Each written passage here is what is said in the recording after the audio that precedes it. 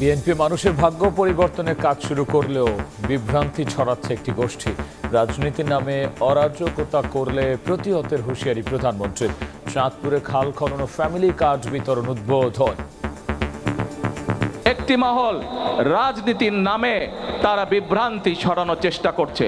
রাজনীতির নামে যদি কেউ অরাজকতা সৃষ্টি করতে চায়, প্রিয় ভাই বোনেরা, আপনারা কি বসে থাকবেন? আমরা কেউ বসে থাকবো না, কারণ বিএনপি যে সকল কর্মসূচি গ্রহণ করেছে প্রত্যেকটি কর্মসূচি হচ্ছে এই দেশের খেটে খাওয়া মানুষের কর্মসূচি। বিএনপি ওয়াদা দিলে পূরণ করে, দেশ গঠনে সবাইকে ভূমিকা রাখার আহ্বান সরকার প্রধানের। বিএনপি জনগণের কাছে যেই ওয়াদা দেয়, বিএনপি সরকার পরিচালনার দায়িত্বে থাকলে সেই ওয়াদা বিএনপি পূরণ করে। দেখছিলেন প্রধান শিরোনাম। রাতের সময় সঙ্গে আছি আমি গোলাম রাব্বি। এবার অন্যান্য শীর্ষ সংবাদ। ফারাক্কা চুক্তির মধ্য দিয়ে নির্ধারিত হবে ভারতের সঙ্গে সম্পর্ক। দেশের স্বার্থ রক্ষা করে নবায়ন চায় সরকার। পশ্চিমবঙ্গ সরকারকে নেতিবাচক বক্তব্য পরিহারের আহ্বান। গণভোটের রায় বাস্তবায়ন না করলে স্বৈরাচারী পরিণতি ভোগ করতে হবে। বিএনপির উদ্দেশ্যে জামায়াত আমির। দ্রুত তিস্তা মহাপরিকল্পনা বাস্তবায়নের তাগিদ। অর্থনীতির মন্দাভাব কাটতে লাগবে 2 বছর বলছেন অর্থমন্ত্রী। রাজস্ব বাড়াতে করের হিসাব জনগণকে দেওয়ার তাগিদ উপদেষ্টার। ব্যয়ের ফিরিস্তি দিতে কাজ করছে এনবিআর। হাম উপসর্গ নিয়ে জেলার হাসপাতালে গেলেই গণহারে রেফার করা হচ্ছে ঢাকায়। চিকিৎসা ও শয্যা সংকটে দিশেহারা অভিভাবক। ঝুঁকি বাড়ায় চিকিৎসকদের উদ্বেগ। এবং হকারের দখলে মেট্রো স্টেশনের নিচের অংশ ছড়িয়ে ছিটিয়ে ময়লা আবর্জনা। ওঠানামায় প্রতিদিন ভোগান্তিতে লাখো যাত্রী। ঠিকমতো রক্ষণাবেক্ষণের তাগিদ।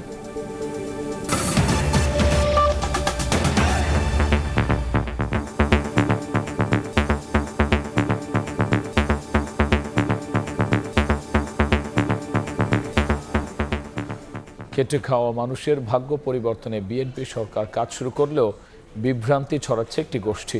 রাজনীতির নামে অরাজকতা তৈরির চেষ্টা করলে প্রতিহতের হুঁশিয়ারি দিয়েছেন প্রধানমন্ত্রী তারেক রহমান।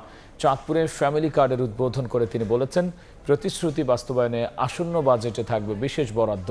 এর আগে খাল পুনঃখনন কর্মসূচি শুরু করে সরকার প্রধান বলেন, মানুষের ভাগ্য উন্নয়নে কাজ করছে সরকার। আশরাফুল ইসলামের ক্যামেরায় ইমরুল হাসানের রিপোর্ট। খাতুন এবং আমিনা খাতুন ফ্যামিলি কার্ডে যুক্ত হলো আরো 21 জেলা। 10 জন নারীর হাতে কার্ড তুলে দিয়ে চাঁদপুর থেকে একযোগে এর উদ্বোধন করেন প্রধানমন্ত্রী তারেক রহমান। এই উপলক্ষে আয়োজিত অনুষ্ঠান স্থল চাঁদপুর সরকারি কলেজ মাঠ পরিণত হয় জনসমুদ্রে। ফ্যামিলি কার্ড ও কৃষক কার্ডের জন্য আসছে অর্থ বছরে বিশেষ বরাদ্দের কথা জানান সরকার প্রধান। যেই বাজেট থেকে আমরা এই কাজগুলো শুরু করেছি সেই বাজেটটি বিএনপি তৈরি করা না, সেই বাজেটটি অন্য একটি সরকারের তৈরি করা। স্বাভাবিক, তাদের কাছে ফ্যামিলি কার্ড ছিল না, তাদের প্রতিশ্রুতি ফ্যামিলি কার্ড বা কৃষক কার্ড ছিল না। আমাদের প্রতিশ্রুতি হচ্ছে ফ্যামিলি কার্ড, কৃষক কার্ড বা এই ধরনের আরও যেগুলো আপনাদের সামনে আমার প্রতিশ্রুতি দিয়েছি। এই যে আগামী মাসে বাজেট উপস্থাপন করা হবে, সংসদে বাজেট হওয়ার সাথে সাথে আমরা আরও অনেক বেশি সংখ্যক মায়ের কাছে, সারা দেশে আরও অধিক সংখ্যক মায়ের কাছে আমরা ফ্যামিলি কার্ড পৌঁছে দিতে পারবো।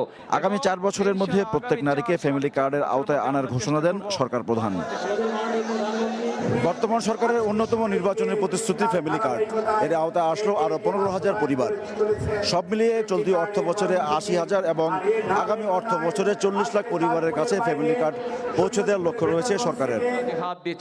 রাজনীতির নামে বিভ্রান্তি তৈরির চেষ্টায় একটি মহল এমন অভিযোগ করে অরাজকতা করলে কঠোরভাবে মোকাবেলার হুঁশিয়ারি দেন তারেক রহমান।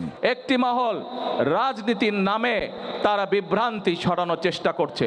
রাজনীতির নামে যদি কেউ বিভ্রান্ত সৃষ্টি করতে চায়, রাজনীতির নামে যদি কেউ অরাজকতা সৃষ্টি করতে চায়, প্রিয় ভাই বোনেরা, আপনারা কি বসে থাকবেন? আমরা কেউ বসে থাকবো না। এর আগে চাঁদপুরের শাহরাস্তির খোর্দখাল এবং সদর উপজেলার বিশ্বখাল পুনর্খনন কর্মসূচির উদ্বোধন করে তারেক রহমান বলেন, খালগুলো প্রাণ পেলে চাঙ্গা হবে কৃষি অর্থনীতি, যার সুফল পাবেন সাধারণ মানুষ। আমরা জানি খাল খননের ভিতর দিয়ে কৃষক ভাইদের উপকার হবে। কৃষক ভাইদের উপকার হলে কৃষকরা ধীরে ধীরে স্বাবলম্বী হবে, এবং কৃষকরা স্বাবলম্বী হলে এই দেশের অর্থনীতি ধীরে ধীরে মজবুত হবে। এই দেশের অর্থনীতি মজবুত হলে এই দেশের মানুষের অর্থনীতি মজবুত হবে। বিএনপি সরকারের পরিকল্পনা শুধু কথার ফুলঝুরি নয় উল্লেখ করে প্রধানমন্ত্রী বলেন, দেশকে এগিয়ে নেওয়া সরকারের একমাত্র লক্ষ্য। ফ্যামিলি কার্ড এবং জনগণে বিএনপির রাজনৈতিক শক্তির উৎস উল্লেখ করে দেশের জন্য কাজ করার প্রতিশ্রুতি পুনর্ব্যক্ত করেন প্রধানমন্ত্রী। রহমান শুরু করে দিয়ে গিয়েছিলেন। ইমরুল আহসান, সময় সংবাদ, চাঁদপুর। এ বিষয়ে নিয়ে আলোচনার জন্য স্টুডিওতে যুক্ত হয়েছেন সহকর্মী হাসান ওয়ালি। যাচ্ছি তার কাছে। ওয়ালি, আমরা যদি দেখি যে প্রধানমন্ত্রী কিন্তু এবার যে সফর করলেন সেখানে কিন্তু নির্বাচনী প্রতিশ্রুতির পাশাপাশি রাজনৈতিক বক্তব্য দিয়েছেন। মূল কি বক্তব্য আজকে তিনি তুলে আনলেন? আপনি জানেন যে সরকার গঠন করার পর থেকেই কিন্তু যে নির্বাচনী ইশতেহারগুলো ছিল বিএনপি, সেই প্রতিশ্রুতি কিন্তু রক্ষা করছে বিএনপি। একের পর এক ফ্যামিলি কার্ডের কথা আমরা জানি, কৃষক কার্ডের কথা আমরা জানি। আজকে মূলত চাঁদপুরে সেরকমই একটি ফ্যামিলি কার্ডের উদ্বোধন করেছেন প্রধানমন্ত্রী। 21টি জেলা যেখানে নতুন করে সংযুক্ত হচ্ছে, 21টি জেলার নারী প্রধান পরিবারের সদস্য অর্থাৎ নারীরা যুক্ত হচ্ছেন। একই সঙ্গে যে খাল খনন কর্মসূচি রয়েছে বিএনপির, সেই খাল খনন কর্মসূচিও কিন্তু তিনি উদ্বোধন করেছেন। 21 জেলায় যে ফ্যামিলি কার্ড উদ্বোধন অনুষ্ঠিত হচ্ছে, যেটি চাঁদপুর সরকারি কলেজ মাঠে, সেখানে প্রধানমন্ত্রী তারেক রহমান বক্তব্য দিয়েছেন, যেটি তিনি যারা ছিলেন বিশেষ নারীরা এসেছিলেন তাদেরকে সরকার প্রধান জানিয়েছেন যেটি আসলে যেই বাজেটের মধ্য দিয়ে আসলে এটি সরকার শুরু করেছে বিএনপি সরকার। এই বাজেট যেহেতু আগে সরকারের নেওয়া, যার ফলে সেখানে ফ্যামিলি কার্ডের মতো প্রকল্পগুলোর জন্য আলাদা করে বাজেট নেই। সেটি তিনি বলেছেন যে আসন্ন বাজেটে বিশেষ বরাদ্দ থাকবে ফ্যামিলি কার্ড, কৃষক কার্ডের মতো প্রকল্পগুলোর জন্য। একই সঙ্গে মানুষের ভাগ্য উন্নয়নে সরকার কাজ করছে সেটি তিনি জানিয়েছেন। যেই জনসমাবেশ ছিল তাদের উদ্দেশ্যে, একই সঙ্গে রাজনীতির নামে একটি গোষ্ঠী বিভ্রান্তির চেষ্টা করছে, একটি মহল বিভ্রান্তির চেষ্টা চলছে এমন অভিযোগ তিনি বলেছেন, এমন শঙ্কার কথা তিনি জানিয়েছেন। একই সঙ্গে অরাজকতা যদি কেউ করে রাজনীতির নামে, সেটি মোকাবেলার হুঁশিয়ারি, অর্থাৎ তিনি বলেছেন যে এটি কেউ বসে থাকবে না, আমরা কেউ বসে থাকবো না, এমন কথা বলেছেন প্রধানমন্ত্রী তারেক রহমান। একই সঙ্গে যারা এসেছিলেন তাদের উদ্দেশ্যে সবাইকে সচেতন থাকার আহ্বান জানিয়েছেন সরকার প্রধান, যাতে করে তিনি বলছেন যে মানুষের ভাগ্য উন্নয়নে বিএনপি সরকার যেসব উদ্যোগ নিয়েছে এটি কোনোভাবেই যাতে করে বাধাগ্রস্ত না হয়, বাধা যারা দিবে যে কোনো উপায়ে সেটি যাতে করে সবাই সম্মিলিতভাবে মোকাবেলা করে, সেই আহ্বান তিনি জানিয়েছেন। এটি কিন্তু এর আগে কিন্তু তিনি দুটি খাল খনন করে পুনর্খনন করেছেন। এর আগে কিন্তু কুমিল্লায় প্রধানমন্ত্রী তারেক রহমান যাওয়ার পথে একটি পথসভায় কিন্তু আসলে তিনি অংশ নিয়েছেন, সেখানে তিনি বক্তব্য দিয়েছেন। হাসান আলী, সেক্ষেত্রে যেই বক্তব্য দিয়েছেন, পাশাপাশি তিনি বলেছেন যে নির্বাচনী প্রতিশ্রুতি সরকার অঙ্গীকারাবদ্ধ, এবং এই যে সফর করলেন সেখানে নেতাকর্মীদের তিনি আর কি নির্দেশনা দেবেন? বিএনপি ওয়াদা দিলে সরকার গঠন করলে তা পূরণ করে বলে জানিয়েছেন প্রধানমন্ত্রী তারেক রহমান। দুপুরে কুমিল্লার বরুড়ায় পথসভায় দেশ গঠনের সবাইকে নিজ জায়গা থেকে কাজ করার আহ্বান জানান সরকার প্রধান।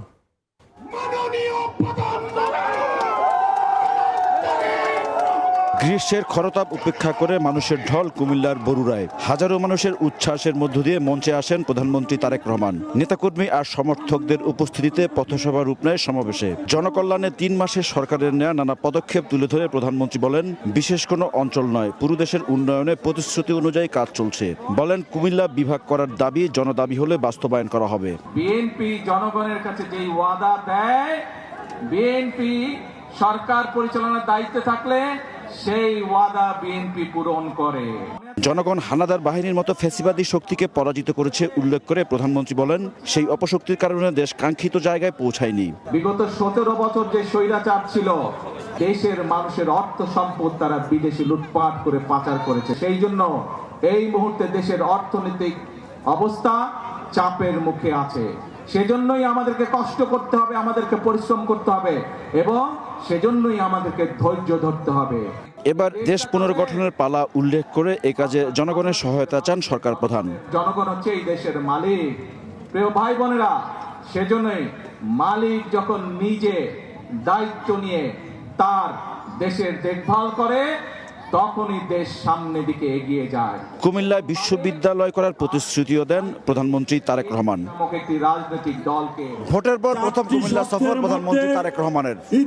নির্বাচনী প্রতিশ্রুতি বাস্তবায়নে নিজের অঙ্গীকার পুনর্ব্যক্ত করলেন তিনি।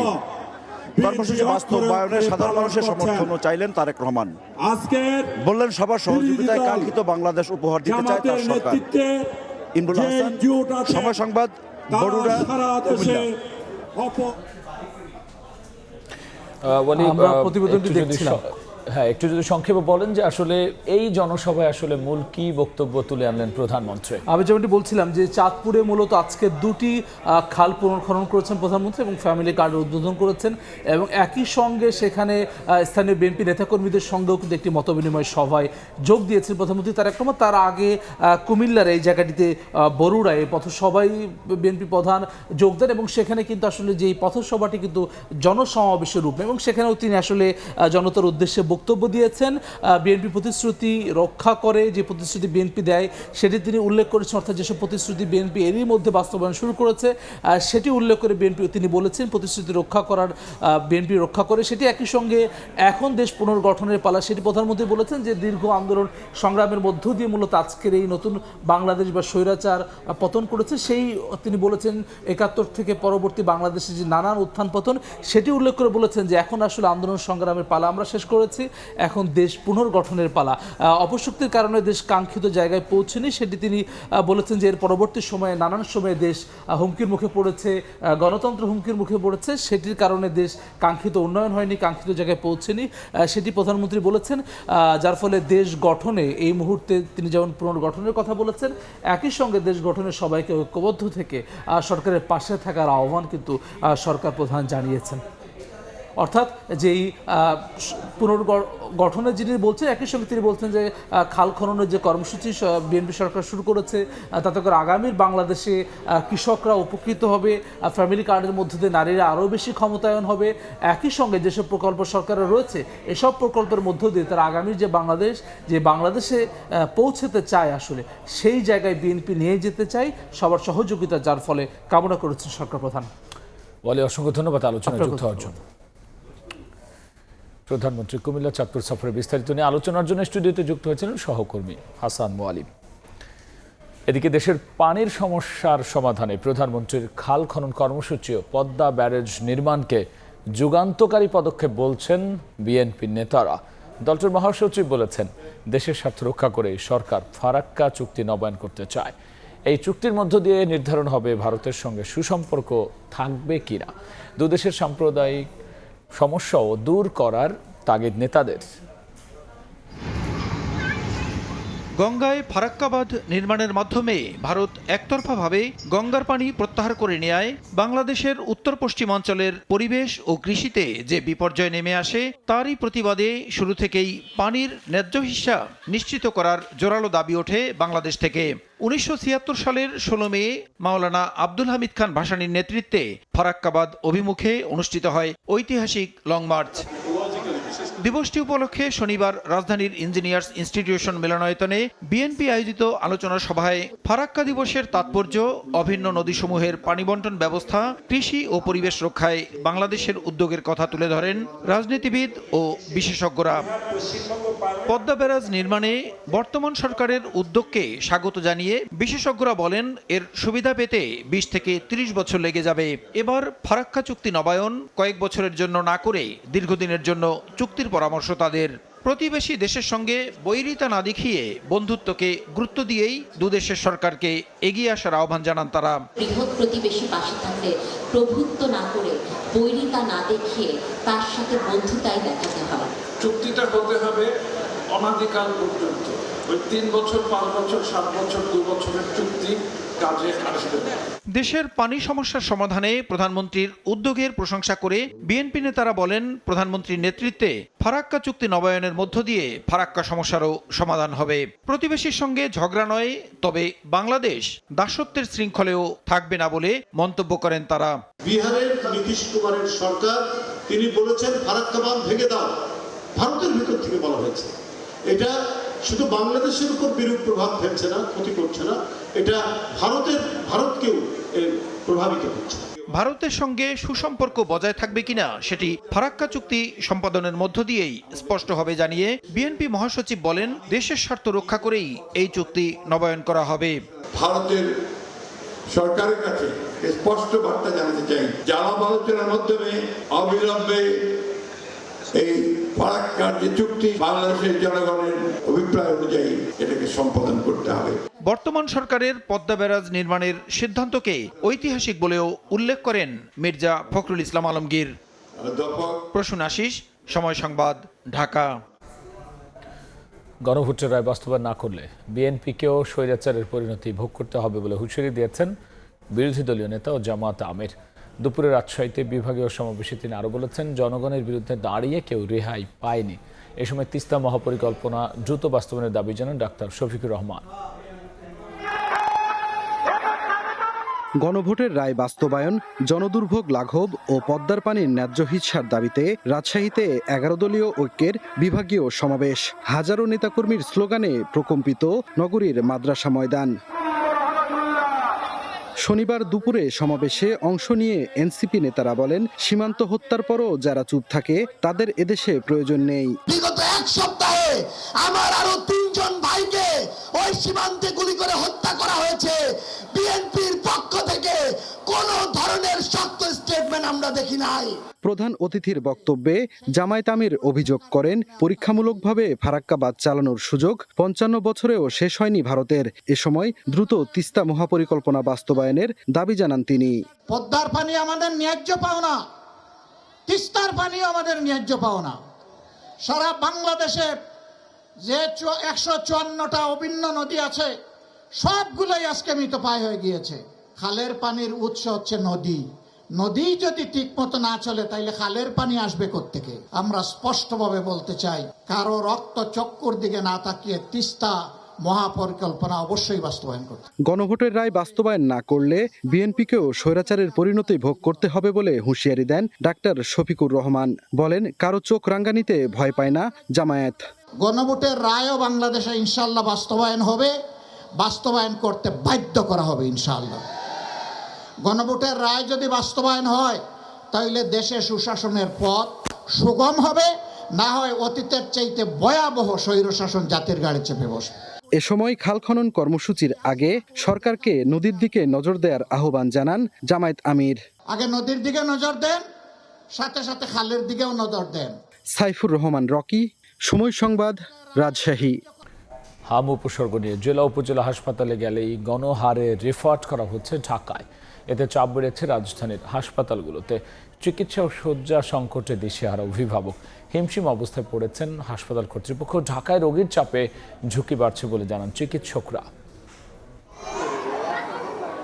দুদিন আগেও রুবেল আহমেদের চোখে মুখে ছিল আতঙ্ক আর হতাশা। হাসপাতাল থেকে হাসপাতাল ঘুরে হামে আক্রান্ত মুমূর্ষ একমাত্র সন্তানকে নিয়ে দিশেহারা ছিলেন তিনি। ভোলা থেকে শুরু করে রাজধানী কোথাও নেই সিট ফাঁকা। এমন বাস্তবতায় নিজেকে পৃথিবীর সবচেয়ে অসহায় মানুষ মনে হয়েছে রুবেল আহমেদের। ভোলা সদর থেকে লালমোহন 40-50 কিলো রাস্তা, বাড়িতে যাইতে পারিনি। আবার সাথে সাথে ওই ভোলা সদর থেকে আমরা ওকে নিয়ে এই রিটার্ন এই হাসপাতালে চলে আসি। ডাক্তারই বলছে ভালো চিকিৎসা এখানে পাবেন না, আরও সমস্যা হইতে পারে। বরিশাল থেকে আসা কবির মিয়া অসুস্থ সন্তান নিয়ে 5 হাসপাতাল ঘুরেছেন 20 দিন। চাঁদপুরের শিউলি আর নোয়াখালীর হালিমাও জেলা হাসপাতালে চিকিৎসা না পেয়ে এসছেন ঢাকায়। হাসপাতালের বেশিরভাগ রোগী মফস্বলের। রোগীর স্বজনদের অভিযোগ, বেশিরভাগ জেলা ও উপজেলা হাসপাতাল থেকে ঢাকায় পাঠিয়ে দেওয়া হচ্ছে রোগীদের। মাউতাল নিচে আর মাউতালে বলতেছে আর আমাদের এখানে সিট খালি নেই, আপনারা ইয়াত নিয়ে যান। এই হসপিটালে পাঠাইছে আর এমার্জেন্সিটা রোগী আসলে যে কেয়ার করার কথা, বা বাচ্চারা যদি মারাও যায় তাদের হসপিটাল কর্তৃপক্ষের কিছু আসা যায় না। আমরা তো আর বুঝি না, আমরা তো আর ডাক্তার না। একটু সমস্যা দেখলে আমরা দৌড়ায় যাই, ওনারা দেখা ওরকম ভাবে দেখেও না। এই রুগীটা অক্সিজেনের রুগী, আপনারা হেনতে হেন ফাটান তো একটা রুগী পথেই মারা যাবে। রোগীর চাপ বাড়লেও সেবা দিতে হাসপাতাল প্রস্তুত বলে জানান ডিএনসিসি হাসপাতাল পরিচালক। বলেন, জেলা কিংবা উপজেলা হাসপাতালে একই পদমর্যাদার চিকিৎসক থাকার পরেও গণহারে ঢাকায় রেফার করা হচ্ছে। আমরা কিন্তু জেলা উপজেলা পর্যায়ে এই রোগীগুলার চিকিৎসা দিতে পারি। ঢাকার বাইরে থেকে প্রচুর হামের রোগী রেফার্ড হয়ে আমার হসপিটালে আসছে। প্রথমেই রোগীরা প্যানিক না হয়ে যেন আপনারা ঢাকায় যাওয়া মানেই ভালো চিকিৎসা, এটা যেন আপনারা মনে না করেন। তাই হাম নিয়ন্ত্রণে মফস্বল শহরের হাসপাতালগুলোতে চিকিৎসা সেবা নিশ্চিতের দাবি সবার। শফিকুজ্জামান রুবেল, সময় সংবাদ, ঢাকা। ঝকঝকে স্টেশন, আধুনিক সেবা আর দ্রুত যাতায়াত সব মিলে রাজধানীবাসীর স্বস্তির নাম মেট্রো রেল। তবে স্টেশনের নিচের অংশ হকারদের দখলে, ছড়িয়ে ছিটিয়ে ময়লা আবর্জনা, ভোগান্তিতে অতিষ্ঠ যাত্রী। মেট্রো স্টেশনের নিচের অব্যবস্থাপনা নিয়ে খলিলুর রহমানের ছবিতে শাহিন আলমের রিপোর্ট। রাজধানীর ব্যস্ত জীবনে অস্বস্তির কাঁটা, তীব্র যানজট, প্রতিদিন নষ্ট হচ্ছে ৮২ লাখ কর্মঘণ্টা, গতিহীনতায় আর্থিক ক্ষতিও বিপুল। এই দুর্ভোগে ২০২২ সালে স্বস্তি হয়ে আসে মেট্রো রেল। উত্তরা থেকে মতিঝিল যেতে লাগছে মাত্র ৩৫ মিনিট। ১৬টি মেট্রো স্টেশনের প্রতিটি ঝকঝকে ও আধুনিক, কিন্তু উল্টো চিত্র নিচের অংশে। গড়ে উঠেছে অস্থায়ী দোকানপাট, চারদিকে ছড়িয়ে ছিটিয়ে ময়লা আবর্জনা। হকারদের দৌরাত্মে স্টেশনে ওঠানামায় ভোগান্তিতে যাত্রীরা। অফিস সময়ে কঠিন হয়ে পড়ে স্বাভাবিক চলাচল। হকারদের যেটা আধিপত্য আপনার ফুটপাতের উপরে, মনে করেন যে 80% রাস্তা ওরাই দখল করে রাখে। ফুটপাতের কারণে আসলে অনেক ভিড় হয়ে যায়, যার কারণে আমাদের চলাফেরাতে সমস্যা হয়। এখানের পরিবেশটা একেবারে ফিল আপ করে ফেলে ওনারা, আমরা মানে দ্রুত সময়ে যাইতে পারি না, এখানে খুবই প্রবলেম হয়। সমস্যা তৈরির কথা স্বীকার করলেও বিকল্প ব্যবস্থা না হলে স্থান ছাড়া সম্ভব নয় বলছেন হকাররা। আমি যে এইটা করি, এটা কি আমার ইচ্ছাই করি, আমার পেটের কষ্টে করি, কিন্তু আমাদের মাটির নিচে তো কোনো মাটি নেই। যদি মনে করে ভোগান্তি তাহলে ভোগান্তি, আর যদি মনে করে না ভোগান্তি না তাহলে ভোগান্তি। আমরা কিন্তু বেশি জড়াই না, মানে অল্প কিছু নিয়ে আমরা করতেছি। স্টেশনের নিচের অব্যবস্থাপনা নিয়ে ক্যামেরার সামনে কথা বলতে রাজি নয় মেট্রো কর্তৃপক্ষ। টেলিফোনে নাম প্রকাশে অনিচ্ছুক এক কর্মকর্তা বলেন, নিচের অংশ দেখভালের দায়িত্ব সিটি কর্পোরেশনের। নিচের রাস্তাটা আসলে সিটি কর্পোরেশনের, সো নিচের রাস্তা, ফুটপাত, এইটার উপরে মেট্রো রেল অ্যাকচুয়ালি কোনো কিছু করতে পারে না। যোগাযোগ বিশেষজ্ঞের মতে, স্টেশনের ভেতরের মতো নিচের অংশ রক্ষণাবেক্ষণ না করলে ধীরে ধীরে যাত্রী কমে লোকসানের দিকে ধাবিত হতে পারে মেট্রো রেল। যারা এনফোর্স করবে তারাও যখন এটার একটা বেনিফিট পেয়ে যায়, এই তখন সিন্ডিকেটটা তৈরি হয়, তখন এনফোর্সমেন্ট আর হয় না, চোর পুলিশ খেলা হয়। এই অবস্থা, এটা একটা রেলের মতো প্রতিষ্ঠান হবে। প্রতিদিন গড়ে ৪.৫ লাখ মানুষ পরিবহন করে মেট্রো রেলে। মেট্রো স্টেশনের উপরটা ফিটফাট, তবে নিচটা সদরঘাট, এবং এখানে যারা যাত্রীরা রয়েছেন তাদের প্রত্যাশা উপরের ন্যায় নিচটাও হবে ঝকঝকে তকতকে। মিরপুর ১০ স্টেশন থেকে শাহিন আলম, সময় সংবাদ, ঢাকা। রাতের সময় আরও থাকছে বাংলাদেশ ক্রিকেট বোর্ড নির্বাচনের তফসিল ঘোষণা। ভোট গ্রহণ ৭ জুন, কাউন্সিলর তালিকা চূড়ান্ত, ভোটার তালিকা প্রকাশ ১৯ মে। থাকছে ই ভোটের সুবিধা। এবার বাণিজ্যের সংবাদ।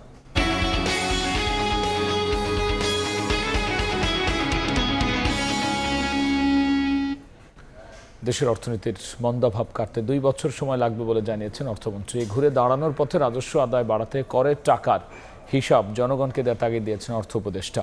আর এনবিআর চেয়ারম্যান জানিয়েছেন, রাজস্ব ব্যয়ের ফিরিস্তি তুলে ধরতে চলছে কাজ। করের টাকা ব্যয় কিভাবে হয় সেটি জানতে চায় জনগণ, কিন্তু তার কোনো সুযোগ নেই বলে অভিযোগ করেছেন ব্যবসায়ীরা। আমরা যারা ট্যাক্স দিই নিজেদের দিই, আর যারা দেন না তাদেরটাও আমরা দিই।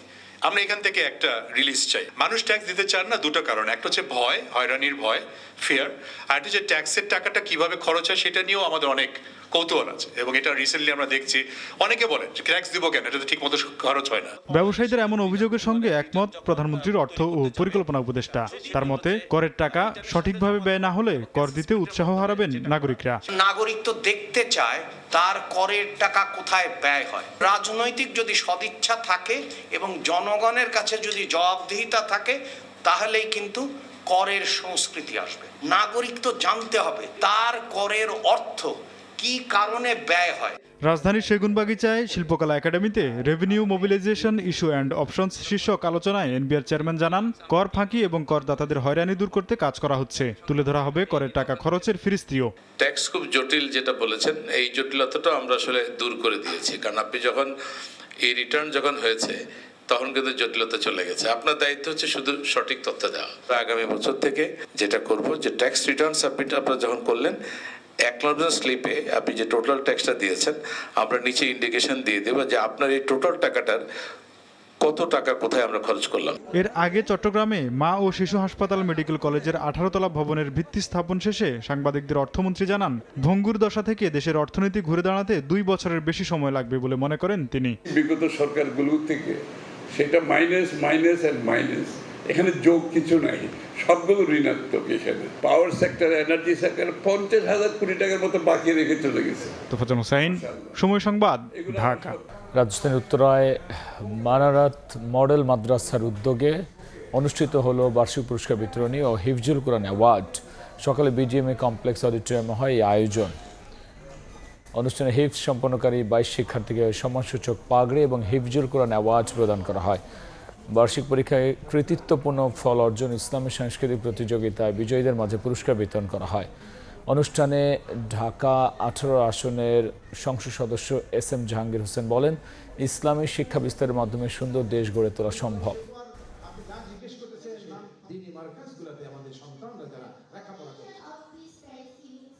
তারেক রহমান তিনি যখন 25শে ডিসেম্বর বাংলাদেশে এসেছেন, তিনি কিন্তু একটি কথা বলেছেন, আপনারা মুরব্বীরা এখানে শুনেছেন।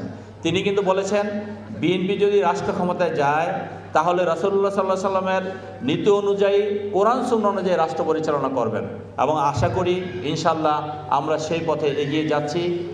মাল্টিপ্লেক্স সংস্কৃতি আর অনলাইন প্ল্যাটফর্মের দাপটে হারিয়ে যাচ্ছে একক পর্দার ঐতিহ্যবাহী সিনেমা হল। লোকসান দিয়ে স্মৃতি রক্ষার নামে টিকে আছে রাজধানীর কয়েকটি হল। তবে সব হতাশার মাঝেও ঈদ কিংবা বড় কোনো সিনেমা মুক্তি পেলেই এখনও জেগে ওঠে রূপালী পর্দার সেই পুরনো আবেগ। শেখ রাসেলের ক্যামেরায় আইরিন আয়াতের রিপোর্টে জানবো বিস্তারিত। পূর্ব পাকিস্তানে প্রশাসন চলছে এই হলের ট্যাক্স দিয়া, লোকে নাই, লোক না আইলে হল চলবে কি করে? সিনেমা হলে দরজায় ঝুলে থাকা তালা যেন নিভে যাওয়া এক স্বপ্নের প্রতীক। ভেতরের থমথমে নীরবতা, ধুলোমাখা জরাজীর্ণ আসন আর নিস্তব্ধ টিকিট কাউন্টারে ফুটে উঠেছে ধুঁকে ধুঁকে বেঁচে থাকা এক শিল্পের বিষণ্ণ প্রতিচ্ছবি।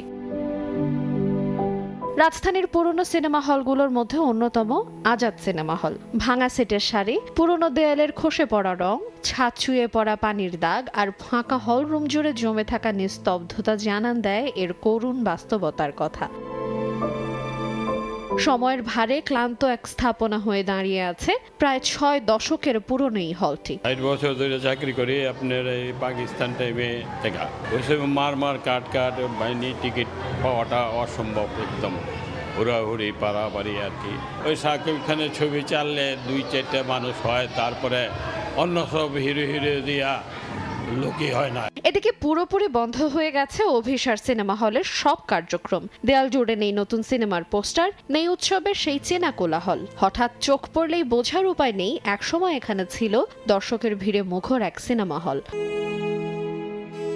রাজধানীর আরেক ঐতিহ্যবাহী মধুমিতা সিনেমা হলের অবস্থাও খুব একটা আলাদা নয়। বর্তমানে বন্ধ রাখা হয়েছে সিনেমা প্রদর্শনী। একসময় ঈদের ব্লকবাস্টার সিনেমার প্রধান কেন্দ্র হিসেবে পরিচিত হলটি দর্শক সংকট আর ব্যবসায়িক মন্দায় এখন অনেকটাই নীরব।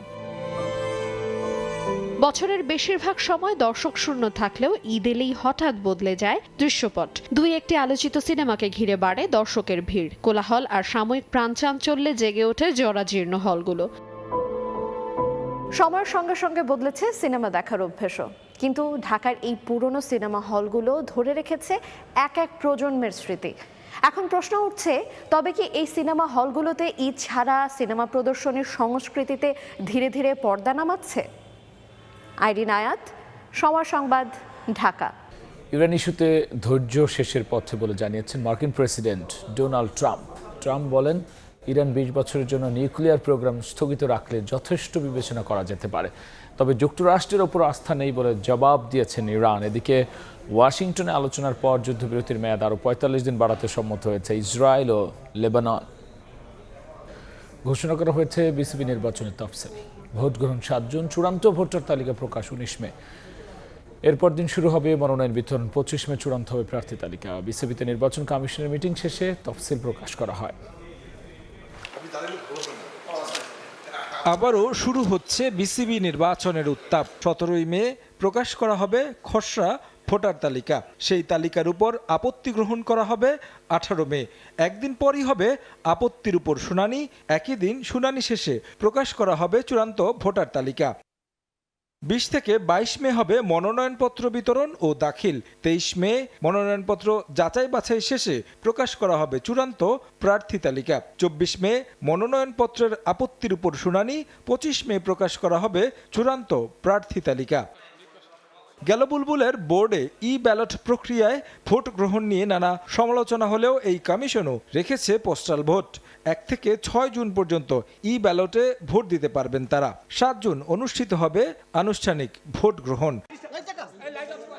তামিমের বোর্ড নির্বাচনের প্রক্রিয়া শুরু করলেও বুলবুল এখনও নিজের পদ ফিরে পেতে মরিয়া। তাদের বোর্ড অবৈধভাবে ভেঙে দেয়া হয়েছে বলে আদালতে রিট করেছেন বুলবুল, ফারুক, পাইলট সহ আগের বোর্ডের 12 পরিচালক। রিটে কেন বিসিবির নির্বাচিত কমিটি ভেঙে অ্যাডহক কমিটি গঠন আইনগত কর্তৃত্ব বহির্ভূত হবে না তা জানতে চেয়ে রোল জারির আবেদন করা হয়। বিচারপতি ফাতেমা নজিব ও বিচারপতি AFM সাইফুল করিমের সমন্বয়ে গঠিত হাইকোর্ট বেঞ্চে এই আবেদন শুনানি হতে পারে। বিবাদীর মাঝে আছেন তামিম ইকবাল, বিসিবির সাবেক প্রধান নির্বাচন কমিশনারও। এর আগে অ্যাডহক কমিটির কার্যক্রমের বৈধতা চ্যালেঞ্জ করে করা রিট গেল 11 মে খারিজ করে দেয়া হয়। তারেক হাসান শিমুল, সময় সংবাদ। এ পর্যায়ে শীর্ষ সংবাদ জানিয়ে দিচ্ছে আরও একবার। বিএনপি জনকল্যাণে কাজ করলেও বিভ্রান্তি ছড়াচ্ছে একটি গোষ্ঠী। অরাজকতা করলে প্রতিহতের হুঁশিয়ারি প্রধানমন্ত্রীর। চাঁদপুরে খাল খনন ও ফ্যামিলি কার্ড বিতরণ উদ্বোধন। ফারাক্কা চুক্তির মধ্য দিয়ে নির্ধারিত হবে ভারতের সঙ্গে সম্পর্ক। দেশের স্বার্থ রক্ষা করে নবায়ন চায় সরকার। পশ্চিমবঙ্গ সরকারকে নেতিবাচক বক্তব্য পরিহারের আহ্বান। এবং গণভোটের রায় বাস্তবায়ন না করলে স্বৈরাচারী পরিণতি ভোগ করতে হবে। বিএনপির উদ্দেশ্যে জামাত আমির দ্রুত তিস্তা মহাপরিকল্পনা বাস্তবায়নের তাগিদ।